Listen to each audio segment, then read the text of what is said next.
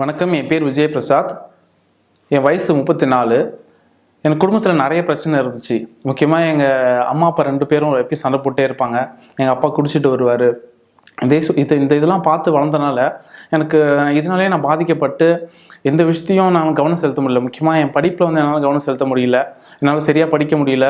இப்படியே வாழ்ந்துட்டு இருந்தேன். என் தங்கச்சியும் பார்த்திங்கன்னா அவளும் இதே மாதிரி அம்மா அப்பா சண்டை போடுறது போது அதெல்லாம் பார்த்துட்டு அதே பாதிப்பில் நாங்கள் 2 பேர் இருந்தோம். இப்படி தான் நாங்கள் வளர்ந்தோம். என்னுடைய படிப்பில் கவனம் செலுத்த முடியாதனால நான் தோல்வி இந்த படிப்பில் தோல்வி நிறையா பார்த்துட்டு இருந்தேன். என்னை ஃப்ரெண்ட்ஸும் சரி, என் ரிலேஷன் சரி, யாரும் என்னை ரெஸ்பெக்ட் பண்ணாத மாதிரி தான் எனக்கு ஃபீல் இருந்துச்சு. என் தங்கச்சி கூட என்னோட ஒரு நல்லா படிக்க ஆரம்பிச்சிட்டாங்க. ஆனால் நான் அப்படியே டம்பாக அப்படியே டல்லாக அந்த மாதிரியே இருந்தேன். இந்த சூழ்நிலை தான் நான் கேள்விப்பட்டேன். யூனிவர்சல் ஆலயத்துக்கு பற்றி என் ஃப்ரெண்டு ஒருத்தர் சொல்லியிருந்தார். நான் வந்திருந்தேன். கொஞ்சம் கொஞ்சமாக நான் கற்றுக்கிட்டேன். ஆலயத்தில் வர நான் கற்றுக்கிட்டேன். ஒவ்வொரு விஷயத்தையும் நான் எப்படி கவனம் செலுத்தணும், தேவனுடைய உதவியை நான் பெற்றுக்கொண்டேன். இது மூலமாக என் படிப்பு தேவன் ஆசீர்வதித்தார். நான் கவனம் செலுத்த ஆரம்பித்தேன். என் குடும்பத்துக்காக நான் ஜெபம் பண்ணேன். இந்த ஜெபத்தின் மூலமாக படிப்படியாக என் குடும்பம் மாறுச்சு, என் படிப்பு மாறுச்சு. இப்போ நான் சிறந்த ஒரு வேலையில் இருக்கிறேன். தேவனை ஆசீர்வதித்து கொண்டு இருக்கிறார். அது மட்டும் இல்லாமல் இந்த வேலை மூலமாக நிறைய விஷயத்தை நான் அச்சீவ் பண்ண முடிஞ்சிச்சு. இன்னும் என் படிப்பு அப்படியே நான் நிறுத்தாமல் நான் தொடர்ந்து என் படிப்பையும் தொடர்ந்து கொண்டே இருக்கிறேன். நான் சரியாக ஸ்கூலிங்ஸே நான் ஒழுங்காக படிக்கலை, ஒழுங்காக பண்ணாமல் இருந்தேன். ஆனால் தேவனை ஆசீர்வதித்தார். 3 டிகிரி முடித்தேன். ஒரு நல்ல ஒரு கம்பெனியில் ஒர்க் பண்ணுறேன். நிறையா வெளியே கம்பெனிஸ்க்கு சர்வ் பண்ணிகிட்டு இருக்கேன். இது மாதிரி நிறைய விஷயங்கள் பண்ணிகிட்டு இருக்கேன். தேவன் அதிகமாக ஆசீர்வதிச்சிட்ருக்கார்.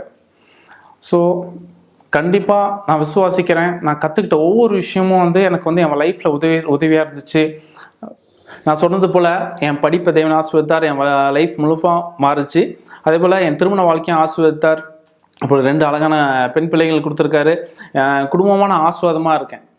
எல்லாத்துக்கும் மேலே நான் தேவனோட ஆவியை பற்றி தெரிஞ்சுக்கிட்டனோ நான் அப்போ முடிவு பண்ணேன், எனக்கு தேவ ஆவி வேணும், பரிசுத்தாவி வேணும்னு சொல்லி நான் முடிவு பண்ணேன். அதுக்காக நான் முயற்சி பண்ணேன். நான் தொடர்ந்து தொழிற்சங்க ஜாபத்தில் இருந்தேன். இப்போ தேவனோட ஆவியை பெற்றுக்கொண்டேன். இப்போ எனக்கு பிரச்சனை இருக்கோ இல்லையோ, ஆனால் எப்போ நான் சந்தோஷமாக இருக்கேன், ஸ்ட்ராங்காக இருக்கேன். நான் விசுவாசிக்கிறேன் எந்த பிரச்சனைகள் என்ன முடியும், கண்டிப்பாக நான் முன்னேக்கி செல்வேன்னு சொல்லிட்டு.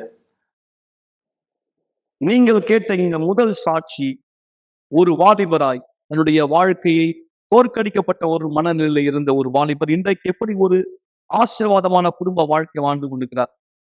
உங்களுடைய கவலைக்கு காரணம் நண்பர்களை எதுவாயினும் இருக்கலாம். ஆனால் நீங்கள் செய்ய வேண்டியதெல்லாம் விசுவாசிங்க. இதுதான் ஆண்டவராக இயேசு தாமே சொன்னார், நீ விசுவாசித்தால் தேவன் மகிமையை காண்பாய். ஒருவேளை நீங்க சொல்லலாம், நான் நம்புறேன், நான் விசுவாசிக்கிறேன். ஆனால் புரிந்து கொள்ளுங்கள், விசுவாசம் என்பது வார்த்தை அல்ல. வார்த்தைக்கும் விசுவாசத்துக்கும் தூரம் அதிகம். வெறும் வார்த்தையிலே ஒருத்தர் விசுவாசத்தை நிரூபிக்க முடியாது. ஒருத்தர் விசுவாசம் நிரூபிக்கப்படுவது செயலிலே. அதுதான் புத்தி உள்ள விசுவாசம் என்று பைபிள் சொல்கிறது. அப்படிப்பட்ட விசுவாசத்தினால்தான் இந்த சாட்சிகள் சாத்தியமானது. மக்களே, உங்கள் கவலைகள் நிறுத்தப்படுவது சாத்தியம், நீங்கள் புத்தி உள்ள விசுவாசத்தை கற்றுக்கொண்டால். இதோ அதை குறித்து ஒரு சிறு வீடியோ கூர்ந்து கவனிங்க. விசுவாசம், பகுத்தறிதல் இரண்டும் ஒன்றோடொன்று கைகோர்த்து வேலை செய்கின்றன. உலகம் நினைக்கலாம் விசுவாசம் பைத்தியக்காரத்தனமானது என்றால் உண்மையிலேயே விசுவாசம் புத்திசாலித்தனமானது.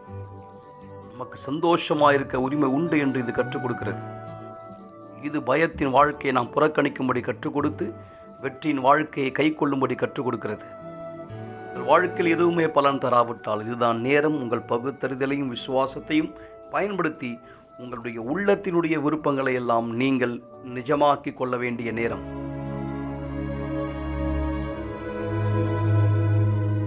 யுனிவர்சல் ஆலயம் தேவனுடைய ராஜ்யம்.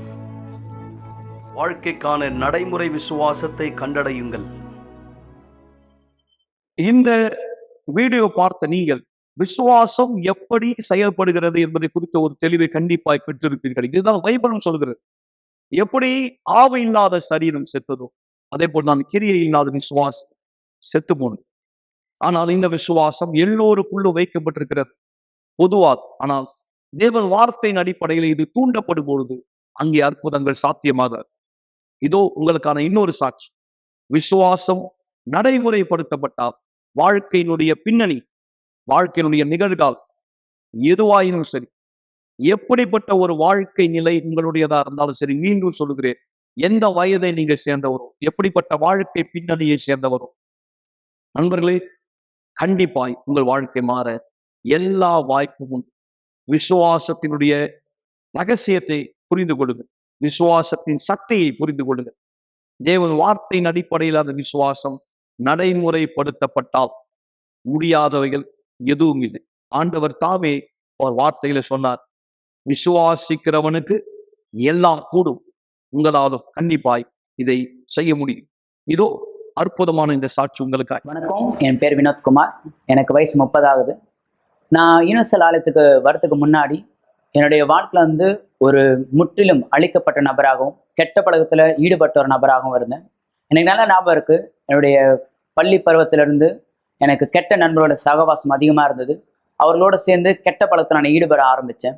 ஆனால் இந்த காரியம் வீட்டில் பொறுத்த வரைக்கும் நான் ரொம்ப நல்லவனாக இருந்திருக்கேன். ஆனால் வீட்டில் எல்லாருக்குமே நான் நல்லவன், ஆனால் வெளியேன்னு வந்தால் மட்டும்தான் நான் யாருன்னு எனக்கு பற்றி மற்றவங்களுக்கு தெரிய வரும். என் நண்பரோட நான் ஒன்றிணைந்து இந்த குடிப்பழத்துக்கு அடிமையாக இருந்தேன், புகைப்படத்துக்கு அடிமையாக இருந்தேன். ஆனால் இந்த எந்த ஒரு விஷயமும் சரி என் வீட்டில் நானும் சொல்லிக்க மாட்டேன். அந்த விஷயம் தெரியாத அளவுக்கு நான் அந்தளவுக்கு ஜாக்கிரதையாக இந்த தவறு செஞ்சுட்டு இருந்தேன். மேலும் அதிகமாக பொய் பேசக்கூடிய ஒரு நபராகவும் இருந்தேன். நாட்கள் கடந்த பிற்பாடு என்னுடைய அன்பின் வாழ்க்கையில் ஒரு முறிவு ஏற்பட்டது. ஸோ அந்த தினமானது எனக்கு நல்ல ஞாபகம் இருக்குது. நான் நல்லா குடிச்சிட்டு பைக்கில் நான் ட்ராவல் பண்ணிட்டு இருக்கும்போது நான் யோசித்தேன், இதுக்கப்புறம் நான் ஏன் வாழணும், இதோட என்னுடைய வாழ்க்கை நான் முடிச்சிக்கலாம்னு சொல்லி ஒரு முடிவுக்கு வந்தேன். எனக்கு எதிர்ப்புறத்தில் சொல்லணும்னா ஒரு லாரி ஒன்று ரொம்ப ஸ்பீடாக வந்துச்சு. என்னுடைய சிந்தனையோட ஒரு எண்ணமானது வந்துச்சு, நம்ம ஏன் இன்னும் வாழணும், இல்லை நீ அந்த வண்டி கீழே விழுந்துரு, அந்த லாரி கீழே விழுந்துரு, இறந்துரு, இதுக்கப்புறம் நீ ஏன் உயிரோடு இருக்கன்ற மாதிரி அந்த சிந்தனை வந்துச்சு. நான் உண்மையாக சொல்லணும்னா அந்த நேரம் நான் தற்கொலைக்கு ஈடுபடுத்தேன். நான் அந்த இடத்துல நான் கீழே விழுந்துட்டேன். ஆனால் சொல்லணும்னா ஏறத்தாழ நூலிலையில் அந்த விபத்துலேருந்து நான் தப்பிச்சுக்கிட்டேன். அது எப்படி நடந்துச்சுன்னு எனக்கு தெரியல. ஆனால் அந்த விபத்துக்கு பிற்பாடு தான் எனக்குள்ள அந்த எண்ணமே வந்துச்சு, ஏன் நான் திடீர்னு இந்த மாதிரி பண்ணேன்னு சொல்கிற மாதிரி ஒரு எண்ணம் வந்துச்சு. பிற்பாடு மருத்துவமனைக்கு என்னை கொண்டு போனாங்க.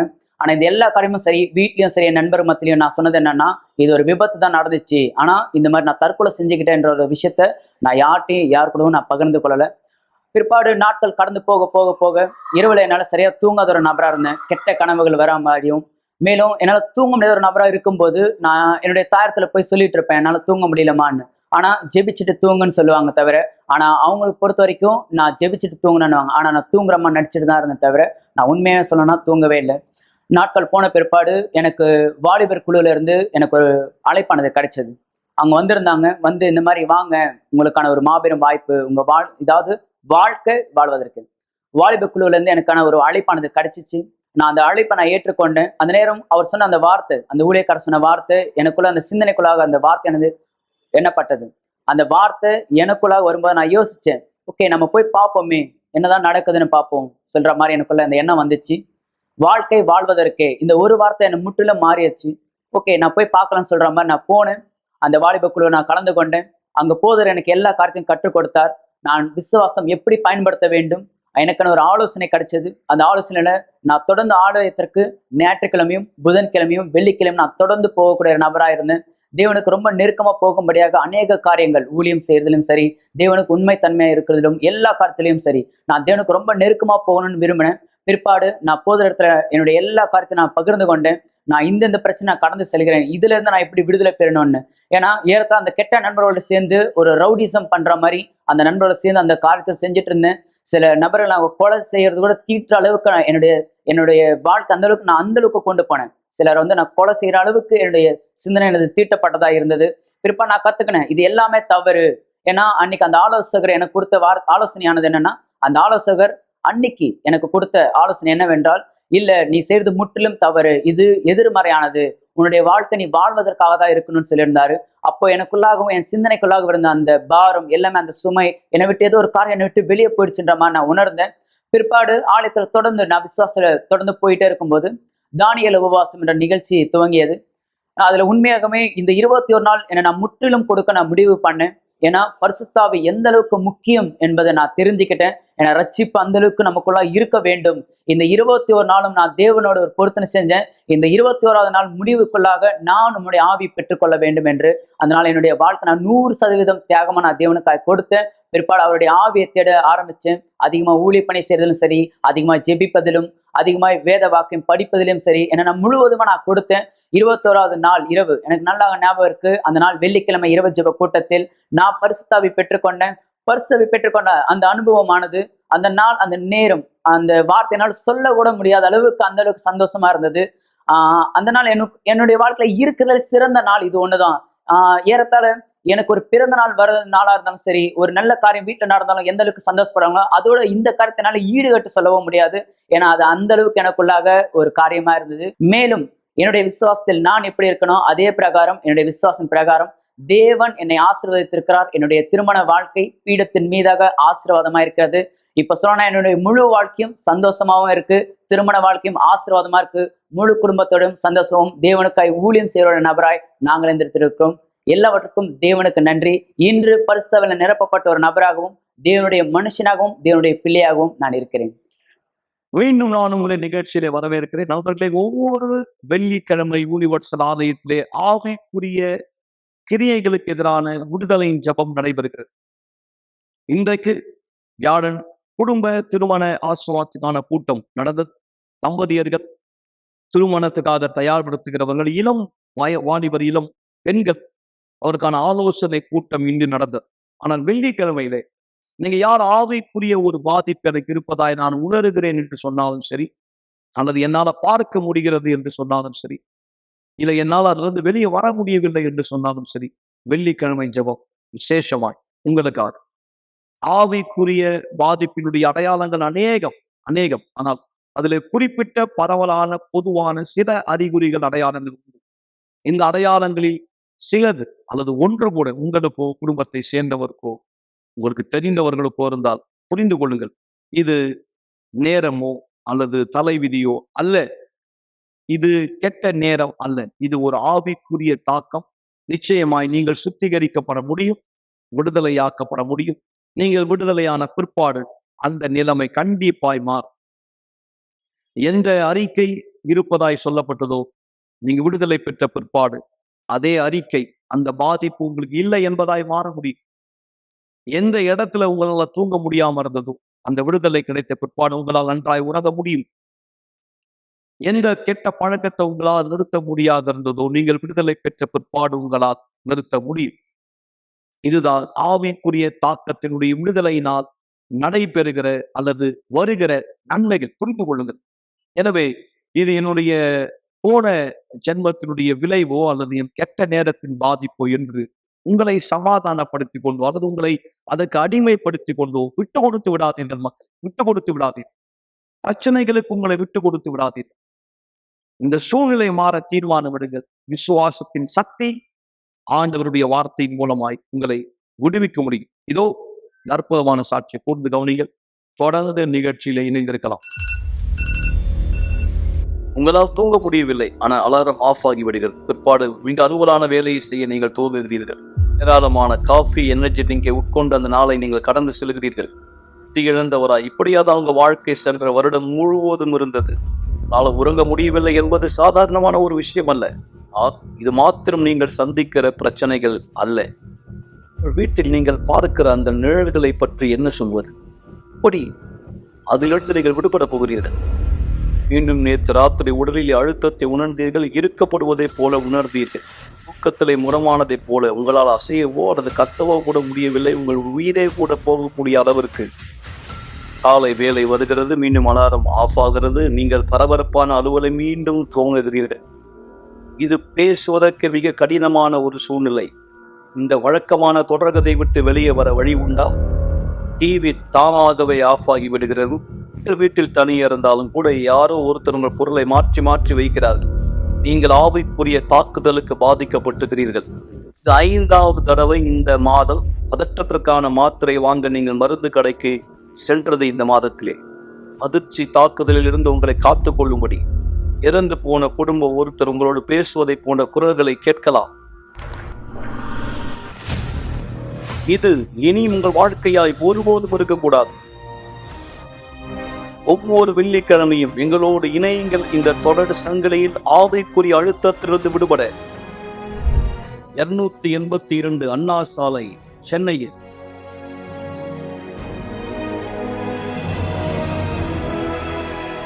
எனக்கு 10 வயதிலிருந்தே மிகவும் கடினமான கோபங்கள் வந்துட்டு இருக்கும். ஏன்னா என்னுடைய பெற்றோர்கள் பிரிந்திருந்தாங்க. இதன் காரணமா எனக்கு என்ன பண்றது, எங்க போறதுன்னு கூட தெரியாம இருந்தது. இதனால நான் என்ன தற்கொலைக்கு முயற்சி எடுத்திருக்கேன். நான் இறந்துடணும்னு நினைச்சிருக்கேன். என்னால அதை தாங்கிக்க முடியல. எனக்குள்ளாக இருந்த அந்த கடும் கோபம் என்ன தற்கொலைக்கு அதிகமா முயற்சி எடுக்க வச்சுது. நான் கத்தி எடுப்பேன், என்கிட்ட என்ன பொருள் இருக்கோ அதை எடுத்து என்னை கிழிச்சு நான் இறந்துடணும்னு நினைப்பேன்.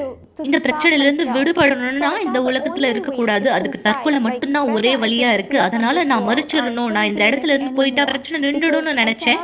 ஏன்னா எனக்குள்ளாக பல விதமான கோபங்கள் இருந்தது. என்னை யாரும் நேசிக்கல. நான் ரொம்ப தாழ்வு மனப்பான்மையில இருந்தேன். எல்லோருமே என்னை குறை சொல்லுவாங்க. பல பேர் நான் அசிங்கமா இருக்கேன், நீ எதுக்குமே பிரயோஜனம் இல்லை, நீ எதுக்கு தான் இருக்கன்னு சொல்லி என்னை பல விதமான வார்த்தையில பேசுவாங்க. இது எல்லாத்தையும் என்னால தாங்கிக்கவே முடியல. அந்த தருணத்துல நான் மறிச்சிடணும்னு நினைச்சேன். நாளுக்கு நாள் இது என்னால தாங்கிக் கொள்ள முடியல. அதனால நான் இருக்கிற விஷயங்கள், கடுமையான விஷயங்களை எடுத்து குடிக்க ஆரம்பிச்சேன். நிறைய விதமான மாத்திரைகளை உட்கொண்டேன். இதன் காரணமா நான் மருத்துவமனையில 4 நாள் நான் அட்மிட் செய்யப்பட்டிருந்தேன். என்ன நம்புங்க, அது ரொம்ப மோசமான ஒரு நாட்களா இருந்தது. அந்த தருணத்துல தான் நான் உணர்ந்தேன், என்னுடைய சிந்தனையில தீர்மானம் செய்தேன், நான் ஆலயத்துக்கு போகணும், நான் எல்லாவற்றையும் ரொம்ப கவனமா எடுத்துக்கணும், என்னுடைய வாழ்க்கையை அர்ப்பணிக்கணும்னு நினைச்சேன். அந்த தருணத்துல இருந்து என்னுடைய வாழ்க்கையில நான் வித்தியாசத்தை பார்க்க ஆரம்பிச்சேன். இன்னைக்கு நான் இந்த மாதிரியான ஒரு பெண்ணா, பலவீனமான ஒரு பெண்ணா, தற்கொலை முயற்சி எடுக்கிற பெண்ணா இல்ல. இனிமேலும் நான் பிரயோஜனம் இல்லாத பெண்ணுன்னு நான் உணரல. நான் பலமா இருக்கேன். நான் இனிமேலும் என்ன தற்கொலைக்கு முயற்சி எடுக்கணுங்கிற அவசியம் கிடையாது. என்னால என்னுடைய கோபத்தை கட்டுப்படுத்த முடியுது. என்னுடைய கோபத்தினால இனிமேலும் என் வீட்டுக்குள்ளாக பிரச்சனைகளை கொண்டு வர்றது கிடையாது. எல்லாமே என்னுடைய வாழ்க்கையில சரி செய்யப்பட்டிருக்கு. ஏன்னா நான் என்னுடைய தேவனை பத்தி தெரிந்து கொண்டேன். நான் எப்ப அவரை தெரிந்து கொள்ள ஆரம்பிச்சனோ, நான் அவருக்கு பயந்து இருந்தேன். நான் எதையெல்லாம் செய்யறேனோ அதுல எல்லாவற்றிலும் கவனமா இருந்தேன். இன்னைக்கு என்னுடைய எதிர்காலம் ரொம்பவும் பிரகாசமா இருக்கிறத நான் பாக்குறேன். என்னுடைய எதிர்காலத்தை குறித்து நான் சரியா வேலை செஞ்சுட்டு இருக்கிறத நான் பாக்குறேன். இனிமேலும் எனக்கு தாழ்வு மனப்பான்மை கிடையாது. இன்னைக்கு நான் யாரா இருக்கேன்னு எனக்கு தெரியும். நான் எதிர்காலத்துல எப்படிப்பட்டவளா இருக்க விரும்புறேங்கிறதும் எனக்கு தெரியும். மக்கள் யாரு என்ன குறித்து குறை சொல்லிட்டு இருக்காங்களோ அது குறித்து எனக்கு எந்த விதமான கவலையும் கிடையாது. ஏன்னா அது என்னை பாதிப்பு செய்ய முடியாது. அதாவது நண்பர்களே, நிகழ்ச்சியினுடைய இறுதிக்கு நாம் வந்திருக்கிறோம். எல்லா சாட்சிகள் உங்களுக்கு ஆதாரம். உங்களுக்குள் இருக்கிற விசுவாசத்தின் சக்தி தேவனுடைய வார்த்தையின் அடிப்படையில இருந்தால் அந்த விசுவாசம் கண்டிப்பாய் பலன் தரும். பரிசுத்த ஆவி நம்முடைய வாழ்க்கையை உள்ளும் புறம்பும் மாற்ற விரும்புகிறார். எனவேதான் நீங்கள் தனியே இருப்பது நல்லதல்ல. தனியாயும் உங்களால் ஜெயிக்க முடியாது. சில நேரத்தில் நீங்க யோசிக்கலாம், நான் தனியா இருக்கிறது நல்லது அப்படின்னு.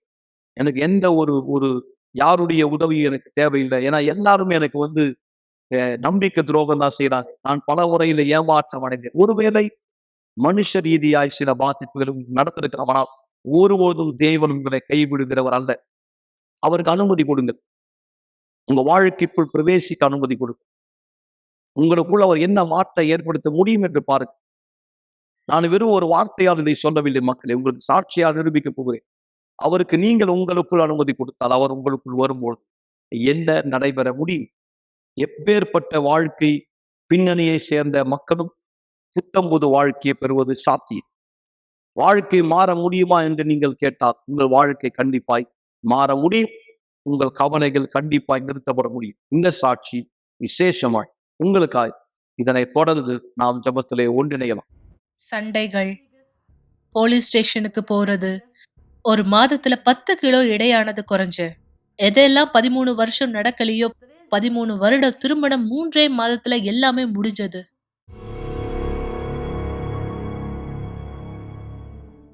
என்னுடைய பெயர் எங்களுக்கு சிறு வயதிலே திருமணம் ஆனது. நாங்க ஒரு நல்ல குடும்பத்தை உருவாக்கணும். 2 பசங்க, மிகப்பெரிய கனவோடு வளர்ச்சி அடையணும், முன்னேறணுங்கிற ஆசையோட கனவோட. ஆனா ஒரு தருணத்துல நாங்க எதிர்பார்க்காத விஷயம் எங்களுடைய வாழ்க்கையில நடைபெற ஆரம்பிச்சது. அதை நாங்க எதிர்கொள்ள வேண்டியதா இருந்தது. யார் எங்களை பார்ப்பாங்களோ, உதாரணமா எங்களுடைய அந்த அருமையான படுக்கை அறை பார்க்கும்போது நாங்கள் அருமையான குடும்பமாக தான் தெரியும். காரணம், எங்களுக்கு சொந்த வீடு இருந்தது, சொந்தமா கார்கள் இருந்தது. நாங்க 2 பேருமே வேலை செய்துட்டு இருந்தோம். என்னுடைய பிள்ளைங்க பிரைவேட் ஸ்கூல்ல படிச்சாங்க. நாங்க முன்பு போயிட்டு இருந்த ஆலயத்துல தனித்துவமா எங்களை ஜோடி இரட்டையர்கள் அப்படின்னு தான் சொல்லுவாங்க. ஆலயத்துக்கு எந்த ஒரு நெருக்கடியா இருந்தாலும் நான் உதவி செய்வேன். எப்பவும் எனக்கு அப்படியான ஒரு மனப்பான்மை. ஆலயத்துக்கு ஏதாவது ஒண்ணு தேவை, ஆலயத்துக்கு ஏதாவது ஒரு கஷ்டமான சூழ்நிலை, கண்டிப்பா நான் அங்க இருக்கணும், உதவி செய்யறதுக்காக நான் உதவி செய்யணும். எனக்கு அப்படியான ஒரு எண்ணம், நான் ஆலயத்துக்கு உதவி செய்யும் போது நான் பரலோகத்துல எனக்கான இடத்தை வாங்கிக்கிறேன் அப்படின்னு. ஆனா எங்களுடைய வாழ்க்கையில பிரச்சனைகள் எங்களை சூழ ஆரம்பிச்சது. எங்களுடைய திருமணம் உடைக்கப்பட்டது. ஒரு நாள் அவர் வீட்டுக்கு வந்தாரு. நான் இனிமேலும் உன்னை நேசிக்கலன்னு சொன்னாரு. என்ன நேசிக்கலன்னு அவர் சொன்னாரு. அவர் இனிமேலும் என் கூட இருக்க விரும்பலன்னு சொன்னாரு. மேலும் அவர் வீட்டை விட்டு வெளியேற போறதா சொன்னாரு. 3 மாதத்துல நாங்க அப்படியே 2 பேரும் சண்டை போட ஆரம்பிச்சிட்டோம்.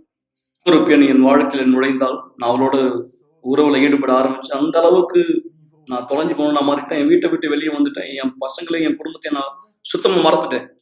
அந்த பெண்ணை என்னுடைய அடுத்த மனைவியா நான் ஏற்கனவே முடிவு எடுத்துட்டேன். என் மனசளவுல என் மனைவியை முன்னாள் மனைவியா நான் தீர்மானிச்சுட்டேன். என் மனைவியோட நான் இனி பேசுறதே இல்லாம ஆயிட்டேன். என்னுடைய மனைவியை முன்னாள் மனைவியா நான் கருத ஆரம்பிச்சுட்டேன். நேரடியான பேச்சுவார்த்தையா இருக்காது. நான் என் வக்கீல் கிட்ட பேசுவேன், என் மனைவி அவங்க வக்கீல் கிட்ட பேசுவாங்க. வக்கீல் மூலமா தான் நாங்க ஒருத்தர் பேசிக்கிட்டோம். இந்த எல்லா பிரச்சனைகள் மத்தியில என் வீட்டை காட்டிலும் ரொம்ப சின்ன சின்ன வீட்டுல நான் வீட்டு வேலைக்காரியான அந்த நபருடைய வீட்டு டாய்லெட்டை நான் அழுத்துக்கிட்டே சுத்தம் செய்வேன். அது ரொம்ப கஷ்டமா இருந்தது. அது கடினமான சூழ்நிலை. ஆலயத்துக்கே நான் போகாம இருக்கணும்ன்ற ஒரு எண்ணத்துல இல்ல. நான் என்னுடைய காதலியோட, அதாவது நான் திருமணம் செய்து கொள்ள போற பெண்ணோட நான் யூனிவர்சல் ஆலயத்துக்கு போனேன். இப்ப நாங்க நினைச்சோம் நாங்க 2 பேரும் தனித்தனி ஆலயத்துல இருக்கிறோம். நான் யூனிவர்சல் ஆலயம், மனைவி முன்னாள் ஆலயம். என்னால பிரச்சனை இல்லை. இரவு நேரத்துல தூங்க முடியாது. எனக்கு தூக்கமில்லா இரவுகள் இருந்தது.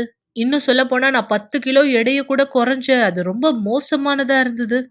ஒரு நாள் ராத்திரி நான் தூங்கல. நான் சர்ச்சோட டிவி ப்ரோக்ராம் பார்த்துட்டு இருந்தேன்.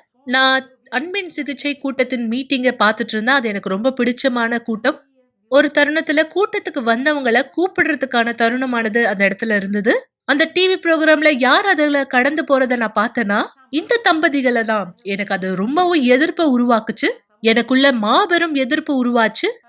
அதன் பிற்பாடு நான் போன் எடுத்து ஆவிக்குரிய உதவி செய்யறவங்களை தொடர்பு கொண்டேன். நான் சொன்னேன், விவாகரத்து கூட ஆகாத அந்த நபரை, திருமணமாகாத ஒரு நபரோட எப்படி உங்க ஆலயத்துல அனுமதிக்கிறீங்கன்னு கேட்டேன். அதற்கு அந்த நபர், உங்க பெயர் என்ன, அந்த நபருடைய பெயர் என்னன்னு கேட்டாரு. அந்த தருணத்துல இருந்துலாம் எங்களுடைய வாழ்க்கை எல்லாமே மாற ஆரம்பிச்சுன்னு. அந்த தருணத்துல அந்த நபர் எங்களுடைய பெயர்களை பெற்றுக்கொண்ட எனக்குள்ள உறுதி இருந்தது, அந்த ஜபங்கள் வேலை செய்யும்னு. மேலும் நான் நினைச்சேன், அந்த பெண் அவளுக்காக போராடுறான்னா நான் என்னுடைய ஜபத்துல எனக்காக போராடணும். எனக்கு சொந்தமானதை நான் கைப்பற்றணும். எனக்கு சொந்தமானதை நான் அடைஞ்சே தீரணும். ஏன்னா அவர் என்னுடைய சொந்தம். அவர் என்னுடைய கணவரா இருக்காரு.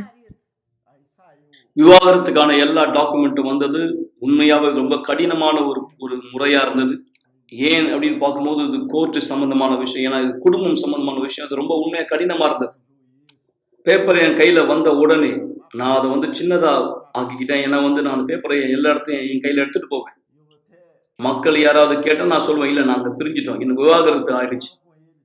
அந்த அளவு நான் அதுல ரொம்ப ஆழமா மூழ்கிட்டு இருந்த அந்த சமயத்துல நான் உணர்ந்தேன். எனக்கு தெரிய வந்தது, நான் அந்த பெண்ணால துரோகம் இழைக்கப்பட்டு கொண்டிருக்கிறேன். எப்படி என்னை பயன்படுத்தி என் மனைவிக்கு துரோகம் பண்ணும்படி அந்த பெண் செய்தாலோ அதே போல என்ன பயன்படுத்தி அவ எனக்கு துரோகம் செய்துட்டு இருந்தா. எல்லாமே மோசமானது. நான் அப்புறம் தனியா அங்கே யூனிவர்சல் ஆலயத்திலே இருந்தேன். அப்படியா, நான் வெறும் ஒரு மத ரீதியான மனுஷனா தான் இருந்தேன்றதை புரிஞ்சுக்கிட்டேன். வெறும் ஆலயத்துக்கு தான் போயிட்டு இருந்தேன். புரிஞ்சுக்கிட்டேன், நான் என்னுடைய குணாதிசயத்தை மாத்திக்கணும், ஆவிக்குரிய வாழ்க்கையை நான் மாத்திக்கணும், நான் மாறணும். என் வாழ்க்கைக்காக நான் இன்னும் அதிகமா முன்னோக்கி போனேன்னு புரிஞ்சுக்கிட்டேன். அந்த நேரம் டிசம்பர் மாதம் இஸ்ரவேல் சிறப்பு நிகழ்ச்சி வந்தது. அந்த நேரம் நான் தியாகம் செய்தாகும். தேவனை நோக்கி என் குணாதிசயத்துக்காக நான் திரும்பணும். அப்போ உண்மையா என் குணாதிசயம் தேவனை நோக்கி திரும்பும்படி சிறப்பு நிகழ்ச்சியுடைய நேரம் வந்தது. அப்ப நான் கேட்டேன், நான் என்ன தியாகம் செய்ய போறேன், என்கிட்ட என்ன இருக்கு தியாகம் செய்ய. அந்த நேரம் என்கிட்ட வெறும் ஒரு கார் தான் இருந்தது. அந்த காரை நான் தியாகமா கொடுக்கறதுக்கு தீர்மானிச்சேன். நான் என்னுடைய வாழ்க்கையை பீடத்து மேல வைத்தேன். முக்கியமான விஷயம், என்னுடைய வாழ்க்கையை நான் பீடத்து மேல வைத்தேன். மத ரீதியான ஒரு மனுஷனா இருந்த என்ன நான் அர்ப்பணிச்சேன். எந்த ஒரு குணாதிசயம் இல்லாத ஒரு மனுஷனா இருந்தேன் இல்லையா, அதை நான் கொண்டு வந்து பீடத்து மேல வச்சேன். நான் பீடத்து மேல ஏறினேன். நான் கேட்ட ஒரே ஒரு விண்ணப்பம் இதுதான். அந்த நேரம் ரட்சிப்பு, எனக்கு என் உண்மையான ரட்சிப்பு தேவை. நான் முன்னாடி நினைச்சிட்டு இருந்த மாதிரி இனி கிடையாது. விலை கொடுத்து வாங்குவது இல்லை. என் வாழ்க்கையில் எனக்கு பரிசுத்தாவி தேவை. நான் புரிஞ்சுக்கிட்டேன். நான் அந்த வாரம் எல்லா கூட்டங்களுக்கு போனேன். அந்த சமயத்துல நான் பரிசுத்தாவினுடைய அபிஷேகத்தை பெற்றுக்கொண்டேன். எனக்குள்ள இருந்த மத ரீதியான அந்த மனுஷன் மறைந்து விட்டான், சென்று விட்டான். நான் புரிஞ்சுக்கிட்டேன், நான் எதையும் விலை கொடுத்து வாங்க முடியாது. முக்கியமா என் ரட்சிப்பேன். அந்த நேரம் என்கிட்ட பொருள் ரீதியா எதுவுமே கிடையாது, ஒண்ணுமே கிடையாது. ஆனா எனக்குள்ள அந்த உறுதி இருந்தது, என் ரட்சிப்பு எனக்கு இப்போது கிடைத்திருக்கிறது, நான் ரட்சிக்கப்பட்டிருக்கேன். பரிசுத்த ஆவியோட நான் இழந்த எல்லாவற்றையும் நான் மீண்டும் திரும்ப பெற்றுக்கொள்வேன் அப்படின்ற உறுதி. என் வாழ்க்கையில எனக்கு இருந்த எல்லாமே, நிகழ்ந்த எல்லாமே, அதாவது எனக்கு உறுதியா தெரியும், எனக்கு அந்த நிச்சயம் இருந்தது, கண்டிப்பாய் நான் ஒரு புது வாழ்க்கையை கண்டிப்பாய் பெற்றுக்கொள்வேன்.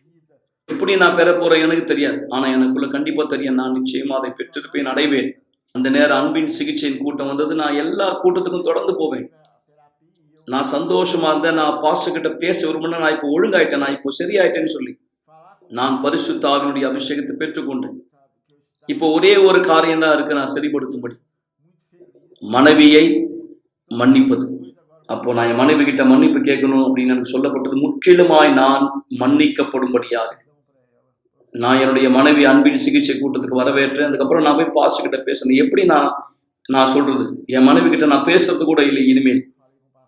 நான் சொன்னேன் அந்த போதகர்கிட்ட, என் மனைவி கிட்ட நான் விவாகரத்து வாங்கும்போது கூட என் மனைவி கிட்ட நான் எந்த பேச்சுவார்த்தையும் வச்சுக்கல, நான் வக்கீல் மூலமா தான் எல்லாமே பேசுவேன். எப்படி நான் போய் இதை செய்யறது? போதகர் சொன்னார், போய் பேசு, ஏன்னா இப்போ உனக்கு பரிசுத்தாவினுடைய அபிஷேகம் இருக்கு சொன்னார். நீ போ, அங்க அந்த இடத்துல உன் மனைவியை போய் நீ அழை, கூப்பிடு. நான் அப்படியா போனேன்.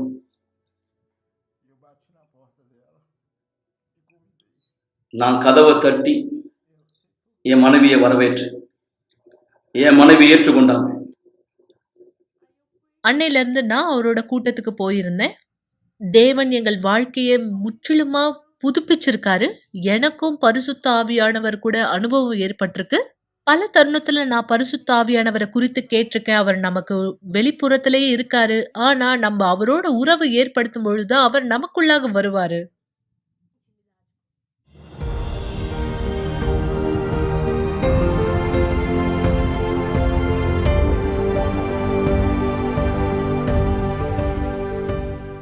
எங்களுடைய குடும்பத்துக்காக நாங்க பீடத்து மீது சென்று போராடினோம்.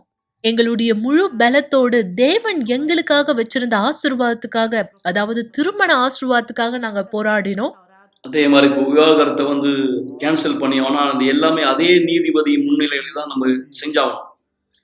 முன்னாடி இந்த விவாகரத்து எந்த முறைப்படி நடந்தது, அந்த விஷயங்கள்லாம், அந்த காரியங்கள்லாம் அந்த ஜட்ஜுக்கு தான் தெரியும். அந்த ஜட்ஜு நம்பல. எங்க வக்கீல் எங்க கிட்ட நாங்க 2 பேரும் சேர்ந்து இருக்கிற மாதிரியான ஒரு புகைப்படம் கேட்டார். எல்லாமே சரியா இருக்குன்னு சொல்லி, அப்பா எனக்கு அவர் அந்த சான்றிதழ் கொடுக்க முடியும்னு சொன்னார்.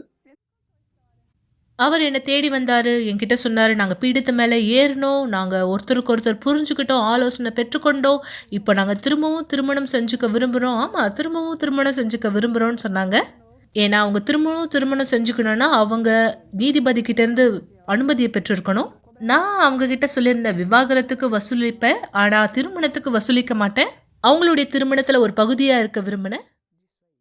பல பேர் சொன்னாங்க, நீ பைத்தியக்காரி, திரும்பவும் அதே கணவரோட திருமணம் செஞ்சுக்கிறியான்னு கேட்டாங்க. ஆமா, நான் திருமணம் செஞ்சுக்கிட்டேன். ஆமா, அதே கணவரை திருமணம் செஞ்சுக்கிட்டேன். ஏன்னா முன்பை காட்டிலும் நாங்க இருவரும் இன்னும் பலமா இருப்போம்னு சொல்லிட்டு நாங்க அன்பின் சிகிச்சை கூட்டத்துல திருமணம் செஞ்சு கொண்டோம். இப்போ நாங்க விடுதலை செய்யப்பட்ட தேவனுடைய பிள்ளைகளா இருக்கோம். இன்னைக்கு என்னுடைய பிள்ளைங்க எல்லாரும் ஒற்றுமையா இருக்கிறாங்க. என்னுடைய மனைவி இனிமேல் என் மனைவியா மாத்திரமல்ல, எனக்கு ஒரு நல்ல ஒரு தோழியா, உடன் தோழியா இருக்காங்க.